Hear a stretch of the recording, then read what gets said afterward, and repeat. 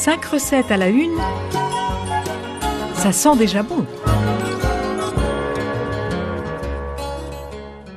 Un dessert pour terminer un repas entre amis, cela s'impose, n'est-ce pas?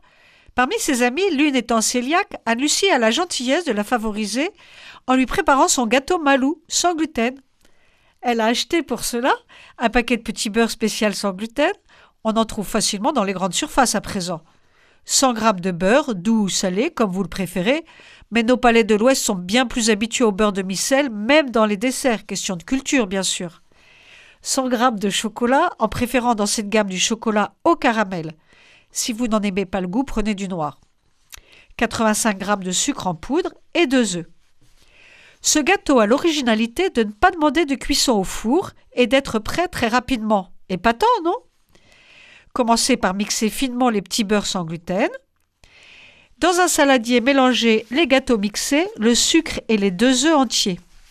Dans un bol, mettez en morceaux le chocolat noir ou le chocolat au caramel. Ajoutez-y le beurre. Placez votre bol dans une casserole et laissez cuire au bain-marie ces 2 ingrédients. Laissez-les alors un peu refroidir, mais pas trop. Ajoutez-les à la préparation gâteau mixé sucre, œufs et mélangez le tout. Versez enfin dans un plat à gâteau et conservez au frais. Au moment de servir, vous pouvez choisir de le démouler ou bien de le servir dans ce plat s'il est suffisamment élégant. Vous pouvez le laisser tout simple ou bien le décorer de sucre glace ou encore de petites décorations sucrées colorées. Si vous avez choisi du chocolat au caramel, vous aurez l'impression de déguster un gâteau au carambar.